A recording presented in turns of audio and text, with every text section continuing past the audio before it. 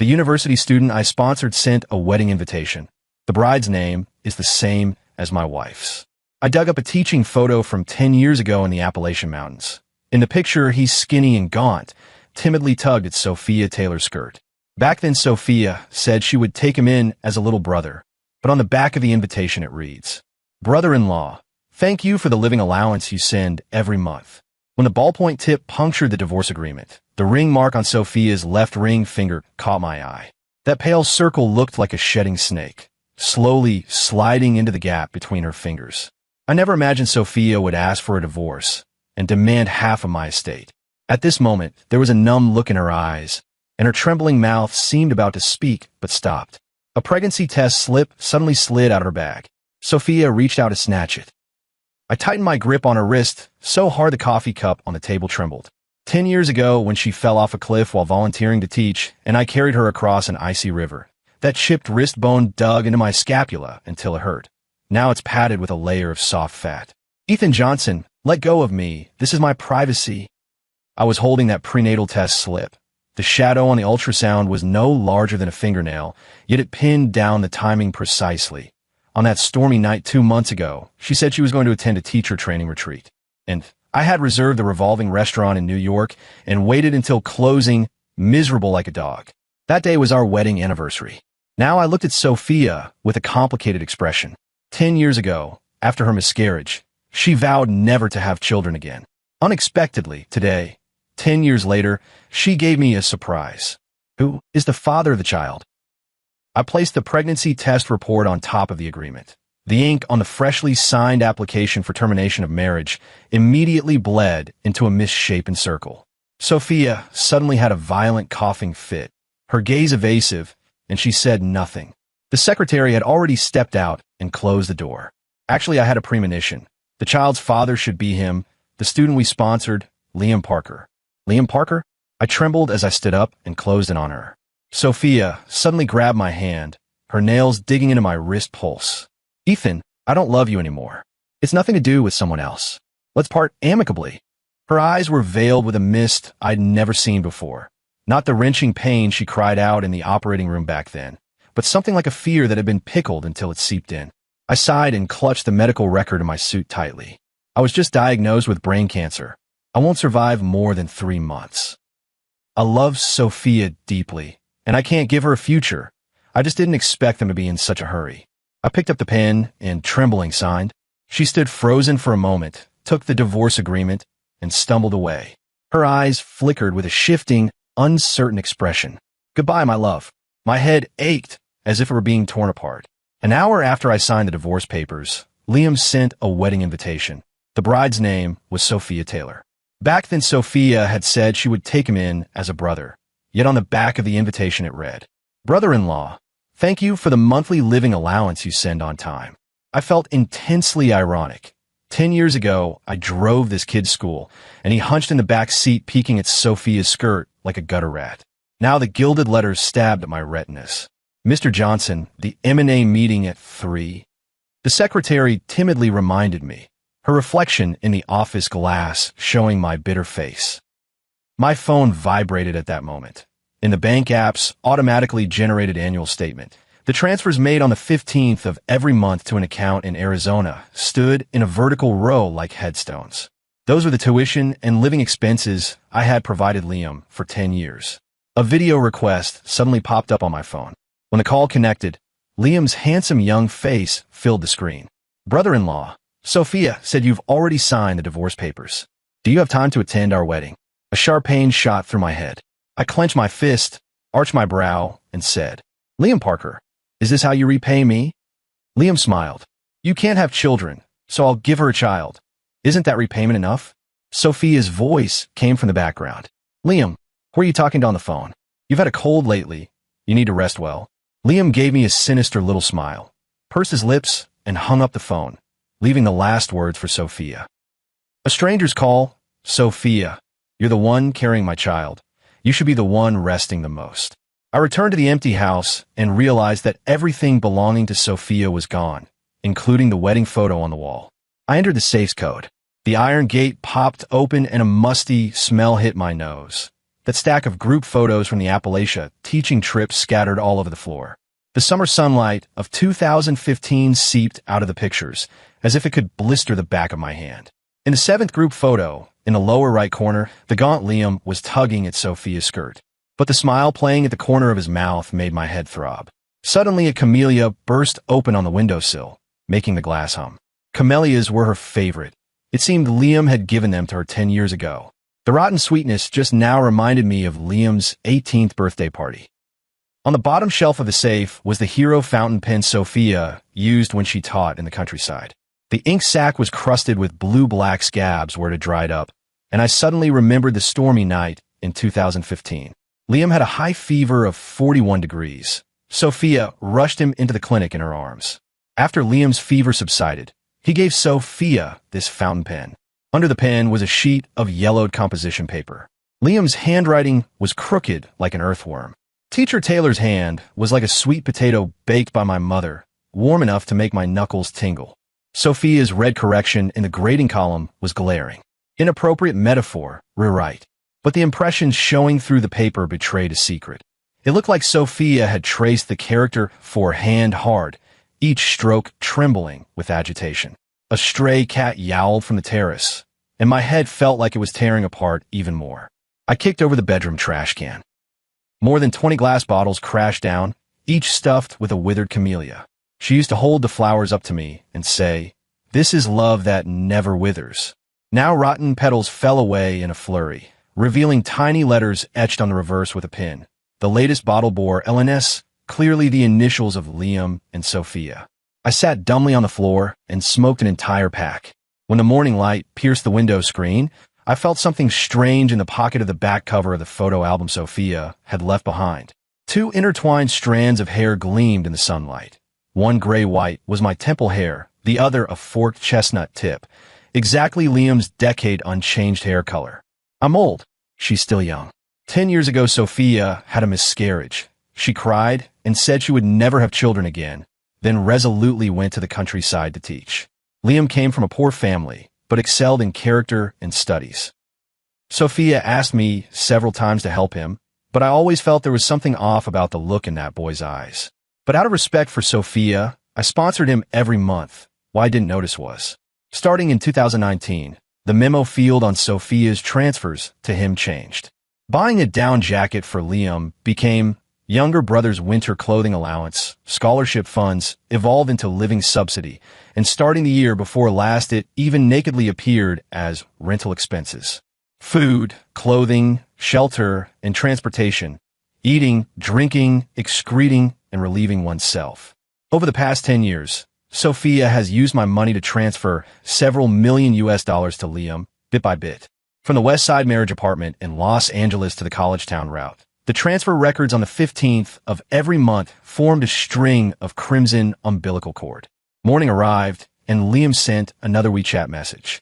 "Thank you, brother-in-law, for supporting me for 10 years. Now it's my turn to take care of Sophia." Sophia said she didn't want a child, but she still became pregnant with my child. Do you know what that means? It means you will be completely erased from her world. I smiled. I respect Sophia's choice, but I won't ignore Liam's provocation. After so many years in business, and with billions to my name, dealing with a newly graduated college student takes only a few phone calls. By evening, Liam had already shown up in the basement of my villa. The basement's mildew mixed with the stench of urine, making my temples throb. The glow of the phone screen lit his ashen face amid the metallic scrape. Beads of sweat at his temple trickled down the scar Sophia had wiped for him 10 years ago. "Brother-in-law, I was wrong. Please spare me." He forced a plea from his throat. I used tweezers to pick up the gold earring he dropped into the puddle of urine. The pair Sophia said she'd lost at the gym last month. And now it glared, embedded in his earlobe. The exhaust fan whirled the metallic tang of blood into a vortex. I stepped on the fingers he'd splayed on the floor. The crunch of breaking knuckles mixed with his muffled groans, echoing off the concrete walls. Fear showed in his eyes. He begged like a limping dog. It was Sophia who seduced me first. I raised an eyebrow. The basement surveillance had recorded his words. Seeing me stop, Liam leaned weakly against the wall, life drained from him, and said, "Ethan Johnson, it really was Sophia who seduced me." I'm innocent. Please spare me. That woman isn't a decent person. She doesn't have me, Liam Parker, nor Mark Parker, nor Ryan Parker. I smiled slightly. I really couldn't imagine why Sophia would take a fancy to this scumbag. When did it start? Tell me. The summer before senior year. Liam's pupils shrank to pinpoints in the darkness. That business trip. Teacher Taylor got heat stroke. I wiped her with alcohol to cool her down. He suddenly began to gag. The iron chain clattered as it straightened his neck. Then every 15th of the month, the day you sent the money, we were at your villa. I parted the hair, stuck to his forehead with the tip of my knife, and asked with a frown, "Why would she choose you?" Liam's gaze flicked up and down with the blade. She said I was like you when you were young. His knee suddenly bucked and struck the metal bucket. The hollow clang mingled with a whimper. Brother-in-law, I was wrong. I really was wrong. The phone rang. I pressed the phone against the purple-blue corner of Liam's mouth and wobbled it. Just as Sophia's hoarse hello escaped, he arched his back like a stunned fish, and the iron chain scraped the concrete with a sharp, screaming grind. Brother-in-law, please spare me. Sophia, save me. On the other end, Sophia's breathing suddenly changed tone, flapping in the receiver like a fish thrown ashore. Ethan, what did you do to Liam? Let him go. None of this has anything to do with him. Liam's pupils shrank into two black holes in the darkness. I shoved a grease-stained rag into his mouth and ran my fingernail along the new scab bite mark beneath his collarbone. Teacher Taylor, so worried about his student. Guess how many cow-dows he just gave me. I chuckled softly into the microphone. Liam suddenly shook his head wildly, his forehead smashing against the metal bunk and sprouting beads of blood. The sound made Sophia's sobbing suddenly spike. You're in the basement, aren't you? Ethan, are you crazy? You're detaining someone illegally. I'm calling the police to arrest you. The switchblade tip pried open Liam's shirt button. I leaned into the microphone and imitated the breathy tone Liam always used. Sophia, his knife is against my chest. Sophia on the other end of the line burst into a heart-wrenching scream.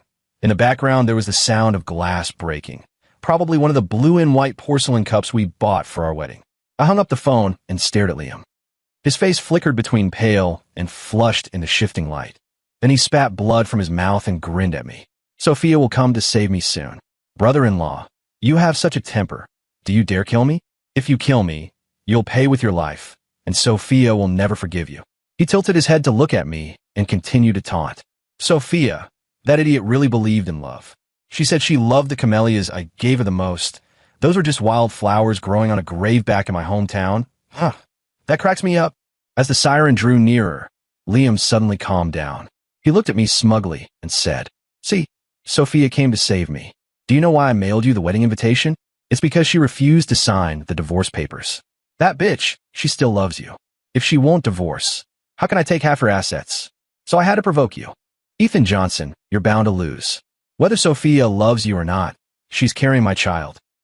She's an immoral woman." He leaned his head in again, savoring the memory as he said, "It was the summer after senior year.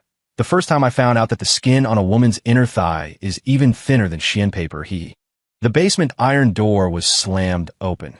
The hem of Sophia's beige skirt swept over the dried blood on the threshold, and the powerful flashlights of the two police officers behind her illuminated us. Seeing Sophia, Liam suddenly started crying, wronged. "Sophia, don't grab my brother-in-law. He was too impulsive too. I don't blame him." Sophia's high heel got caught in a crack in the tile. She was still clutching the divorce agreement. She came up to me and slapped me across the face. "Ethan, you've gone too far. Bullying a child. What kind of man is that? I was hesitating before, but now you've disappointed me so much. We're getting a divorce. I'll sign right now." Sophia touched the blood at the corner of my mouth, then used that blood to sign the divorce agreement. "From today on, we're done. You hurt Liam. I'm going to get you arrested." Sophia suddenly pushed me away again and rushed toward Liam. At the moment the back of his head hit the radiator, Sophia, with nail polish the color of damask, was gently stroking Liam's face. "Liam, what does it hurt? Tell me. I'll get revenge for you." I felt a violent pain in my head. I looked at Sophia's ferocious face and Liam's sinister smile. I thought it would be a relief. If I died, it would be for the best. Liam leaned against Sophia, feeling aggrieved, trembling as he said, "Brother-in-law was just confused for a moment too. I don't want you to turn against each other because of me. Sophia was furious to the point of madness. She looked up at the surveillance camera, trembled, and shouted, "Ethan, if you don't apologize to Liam today, I won't forgive you even if you die. Ethan, speak up. Do you think playing dead will let you escape punishment?" "Officer, there's video evidence here. Let's watch it together and see exactly what Ethan did to Liam." Everything went black before my eyes, and my consciousness faded. "Sophia, if you saw the surveillance footage, would you still treat me like this?" The next time I opened my eyes, it was the hospital ceiling. Sophia was curled up in the corner, her eyes hollow. The crumpled divorce agreement was stuffed in her clothes, the half-exposed red signature stabbing into my sight. The attending physician's ballpoint pen made a rustling sound across the medical record. "Mr. Johnson, the cancer cells have already spread to the meninges, and they've been severely agitated. Conservatively, you have about 2 weeks left." Sophia was still staring blankly and foolishly, her mouth continually murmuring, "Husband, how can you die? You're so healthy, you won't die." When she saw me wake up, she jumped up like a madwoman, rushed toward me, then hesitated. "Husband, how do you feel?" I touched the aching back of my head and said softly, "We signed the divorce papers. Calling me husband again would be impolite. You've already sent out the wedding invitations to Liam. You should be calling him husband." Sophia's face instantly went deathly pale. She pulled out the divorce agreement and tore it to pieces. "No, I won't divorce you. Husband, I can't live without you. I was wrong. Let's not separate. Never separate." I shook my head gently. "Sophia, before you wanted a divorce and half my property. Now you don't want a divorce because you know I'm going to die and want my entire estate." Sophia widened her eyes and hurriedly shook her head, her tears sliding down. "No, husband, I don't want your money. It was Liam who egged me on before. He deceived me. He has been lying to me all along." "What did I lie to you about, Sophia?" Liam walked in holding a bouquet of camellias, the cologne on him making my temples throb. The tips of his dress, shoes kicked the footboard rail, producing a harsh sound. "Sophia, I love you so much. How could I lie to you?" Sophia's expression went icy in an instant as she said, "From the day you started taking videos of me, you've been blackmailing me. I didn't expect you to be so shameless. I truly regret it." Liam suddenly grabbed her chin and forced her to turn toward the ECG monitor. "Sophia, you say I cheated you, you say I threatened you, but you're the one who clung to me first." Sophia's face was deathly pale, her lips trembling uncontrollably. Then she lunged at me like a madwoman.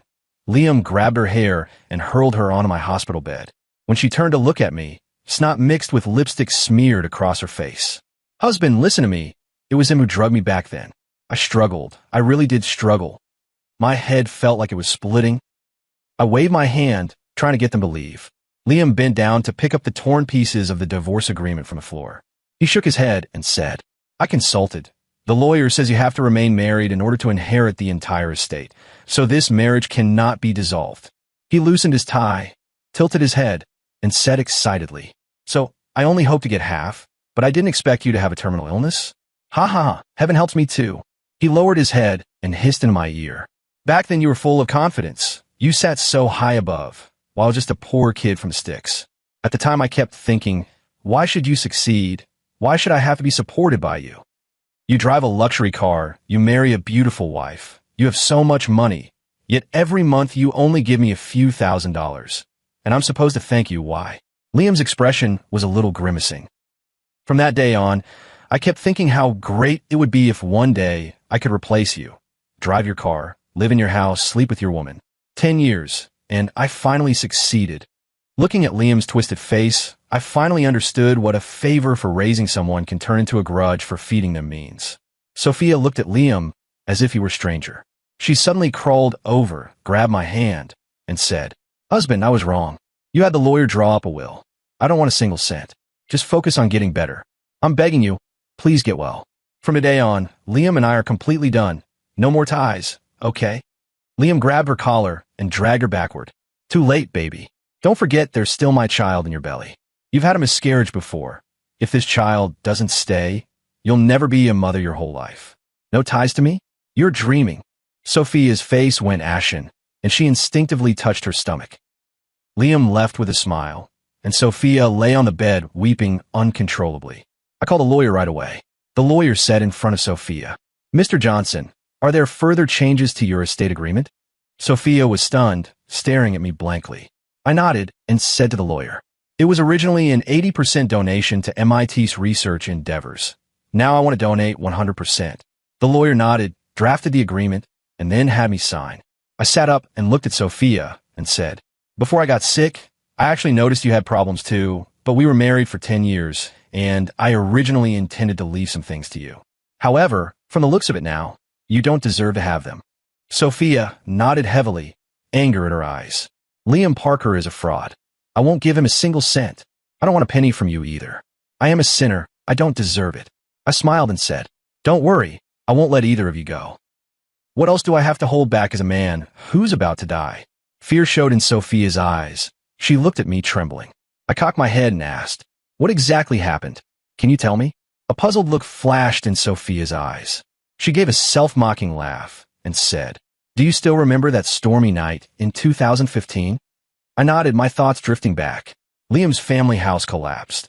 He was the one Sophia and I dug out of the mudslide.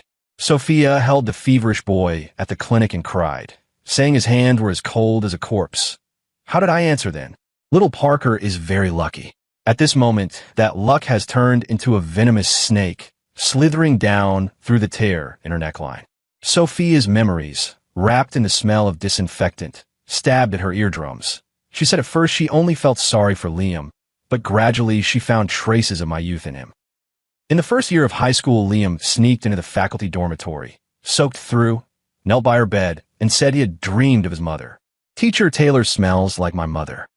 Later, the week I was on a business trip, she fainted at the podium while grading essays, and Liam carried her to the clinic. He has the same calluses in his palms as you do. When I was at my most helpless, it was Liam who helped me. Sophia gave a self-mocking laugh, then suddenly pulled open her collar. A winding scar under her clavicle looked like a centipede. This is from the day a student's parent smashed a liquor bottle, and he took the blow from me. I remember the secretary mentioning a thug parent causing trouble at the school. I had thought the security guard handled it. Turns out the hero who saved the beauty was a viper. Sophia lowered her head and sobbed softly. That summer, after he finished his college entrance exams, I had a high fever while you were on a business trip out of town. He wiped me with alcohol and then used a towel to render me unconscious. When I woke up, I slapped him several times. He knelt on the ground begging me to forgive him, saying that if I reported him to the police, it would ruin his whole life. I was panicked and scared, and in the end I fell into the abyss. Listening to Sophia's account, I no longer had the strength for anger. Liam later recorded many more videos, using threats and inducements on Sophia, and she gradually drifted away from me. Now pregnant with Liam's child, it had become unstoppable. Sophia sobbed and said, honey, I'm no longer worthy of asking for your forgiveness. At that time, I really mistook him for you. On the days you weren't home, he was the one with me, so I wouldn't be lonely. I was wrong. I have no reason to live anymore. I narrowed my eyes, not knowing exactly what Sophia intended. Liam looked somewhat haggard when he came to the hospital again. After entering the ward, he weakly knelt in front of me. Brother-in-law, I was wrong. Please spare me. My parents in the village are being shamed. My school has revoked my credentials. My boss has fired me. I know you did this. Can you spare me? I lay on the hospital bed and did not speak. Sophia stared at Liam dazedly. His eyes suddenly looked a little bloodshot as he pointed at Sophia and said, brother-in-law, she seduced me.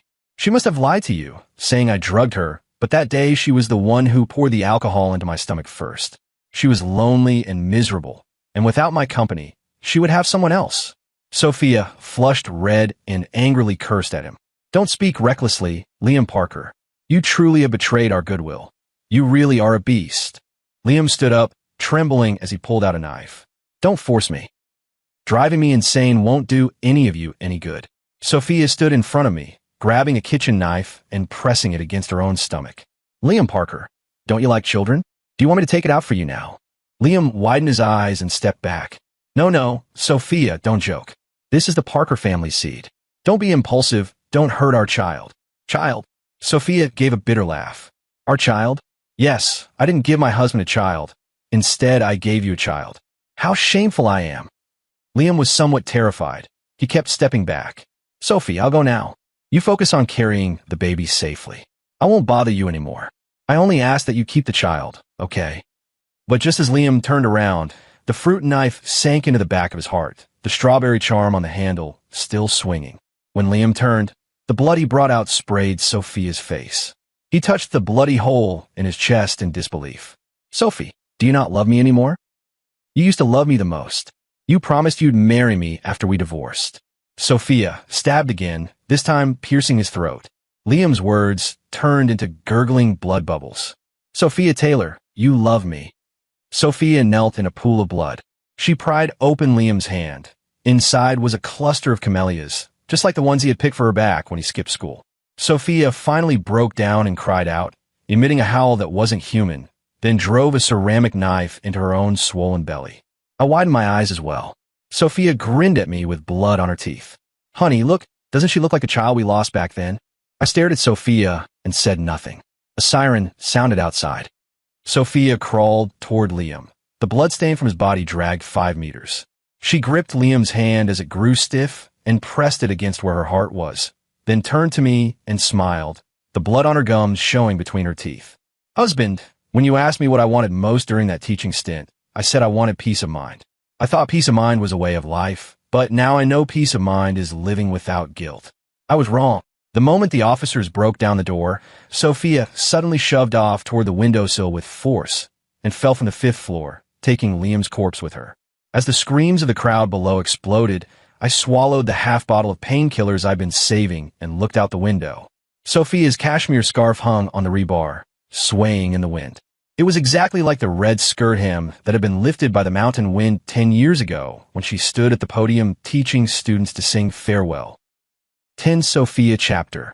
The day Ethan said he was going on a business trip, Liam was kneeling in front of the blackboard erasing the Taylor in my name, chalk dust covering the knees of his ripped jeans. The vertebrae of the 17-year-old boy rose one after another like a string of wind chimes. The ginger sugar water I was holding suddenly spilled. He turned his head and asked, "Does Teacher Taylor's hand burn?" His fingertip brushed the scar on my thumb, the bite from mountain mosquitoes on the first day of that teaching trip. When I pulled my hand back, the snow trembling from his eyelashes melted into water. Ethan said on the phone that he'd sent money again and to remember to check. At the bottom of Liam's enamel bowl sat a chunk of preserved pork. He said it was saved to help the teacher recuperate. When I tore the steamed bun open and sandwiched the meat, the sound of his Adam's apple rolling was louder than the mountain wind. On a stormy night, when he had a high fever and babbled, calling for his mother not to jump off the cliff, I held this feverish frame and remembered the smell of sweat under Ethan's suit when he proposed. Liam's fingers suddenly slipped between mine, and he said Teacher Taylor's hands are warmer than the 4-tube. When the wool blanket Ethan sent wrapped us both, the boy's breath rose in white mist along my carotid. He asked if all the men in the city were as good as my brother-in-law. I counted the patches on his school uniform and said you'll know once you get into university. On the last night of the teaching program, he crawled into my bed and said, "Take me away with you." Ethan's wedding ring gleamed cold in the moonlight. The meow silver necklace at his throat was engraved this love unchanging. It was the one I lost during the teaching program. It turned out he'd stolen it long ago, just like he'd stolen the last of my shame. When he wanted me to divorce, I felt some resistance, but I was carrying his child and he had filmed me. We seemed like parasites of poison living inside each other, corroding one another, yet relishing it. Once you sign the divorce papers, we'll be able to get $80 million US. His hand was so cold it made my lower back tremble. I suddenly remembered that during last month's prenatal checkup, the ultrasound doctor pointed at the screen and said the fetal heartbeat looked like a second hand, but that heartbeat has now become the echo of Ethan coughing in the basement. I never expected that he would actually send the wedding invitation to Ethan. I also didn't expect that the always gentle and refined Ethan would be the one imprisoned in the basement. What I least expected was that on that very night, I finally saw Liam's true face through the surveillance footage. All these years of entanglement and companionship turned out to be my own wishful thinking, nothing more than the pitiful affectation of a foolish woman. When the hospital disinfectant flowed into my nostrils, Ethan was bleeding profusely in the operating room. A nurse handed me a blood-stained will. In the asset distribution section, my name had been repeatedly altered and retraced in red. I killed him, and I wanted to end myself. He died completely, while I fell from the 5th floor and came away unscathed. It was snowing the day of his funeral. I stared at the tombstone photo and his forever gentle smile. Suddenly, I remembered the 17-year-old boy who, while erasing the blackboard, turned and asked, "Teacher Taylor, is your hand burning?" It turned out that from the first sip of ginger syrup, I had been slowly stewing myself into his poison. Before the iron gate of the psychiatric hospital closed, I heard a nurse say the camellias were especially beautiful this year. Just like the day I had the miscarriage 10 years ago, when Ethan knelt in the flower bed to bury the dead fetus, and droplets of blood seeped from under his fingernails. Sophia's chapter. When a ventilation fan of the psychiatric hospital had turned its 7,400th round overhead, the conversation outside the iron gate drifted in. Mr. Johnson's body was cremated this morning, and I heard he left part of his estate to that woman. The trailing tone of the caregiver's chatter sliced through my last nerve like a rusty pair of scissors. The restraint strap on my wrist suddenly came loose. It turned out that 3 days of fasting had shrunk my flesh and skin. How ironic that the diamond bracelet Ethan bought me never fit. Yet this rag somehow knows when to behave. My fingernail dug into the mildew on the windowsill, touching half a faded camellia petal. On a rainy night in 2015 at the teaching dormitory, I curled up in Ethan's arms to keep warm. He took the camellia from my hair and tucked it into the window crack to block the draft. He didn't know it was the flower Liam had stuck in my hair before. The corridor echoed with the jingle of keys. I snatched the pillowcase and dashed for the bathroom. The woman in the mirror had sunken eye sockets, thin to the point of skin and bones. The squat toilet cistern lid was heavier than I expected, like the weight of Liam pressed down on me. It was also like the burden Ethan had borne for me these past years, sheltering me from wind and rain. The exhaust fan suddenly stopped, and in the silence I heard Ethan laughing. It was the same laugh he'd had back when he signed the scholarship agreement and squatted on the playground smoking, sparks flickering on and off, highlighting the lines at the corner of his eyes. "Sophie, after this class graduates, let's have a child, okay?" At the time, I was staring at Liam's composition, where he'd written, "I want to become the pleat of Teacher Taylor's skirt," so guilty that I knocked over my thermos. The scalding water burned the back of my hand, and I didn't even notice. When the rope tightened, I saw the ceiling stains form Liam's face. How ridiculous. I treated him as a stand-in. He treated me as an ATM, only Ethan foolishly sent money every month. The instant my toes left the floor, the iron door was slammed open with a clanging bang. A caregiver screamed. "Room 202 has hanged herself." Such a lucky number. Exactly the day Ethan proposed to me. Before consciousness faded, I caught one last glimpse of the windowsill. A withered camellia suddenly sprouted new shoots. It turned out it wasn't a flower at all, but the pen Ethan always kept in his suit pocket leaking ink. The blue-black liquid snaked across the floor into the storm from 10 years ago. I ran through the rain in an ill-fitting wedding dress. And this time, I finally saw the truth at the bottom of the wedding candy box. Every chocolate had been hollowed out and filled with the receipt stubs from the times Liam checked into hotels and had me reimburse him. The instant the rope snapped tight, I heard Ethan sigh in my ear. This was the full version. He clutched the recorder and said as he lay dying, "Sophie, the USB is hidden under the third brick of the old Adirondack house. The password is still your birthday. Burn those disgusting photos. In the next life, don't see me again. Too bad I won't live to see the next life." In the bathroom, I spat out the last half of a decayed tooth. It was coated with the wine Liam drugged me with that night, and also with the antidote Ethan had secretly swapped in. So he actually knew everything, knew that I would end this absurd play with the restraint strap. It still had the caregiver bribe in advance, so my death certificate would read accidental asphyxiation. Outside, the spring rain, carrying camellia petals, beat against the glass. For a moment, it felt like that year in the teaching dormitory. The boy's finger dipping moonlight from my collarbone, drawing endless cycles of greed, anger, and delusion on the mold-streaked wall. I turned and crashed into Ethan's arms. His hand was hidden behind him.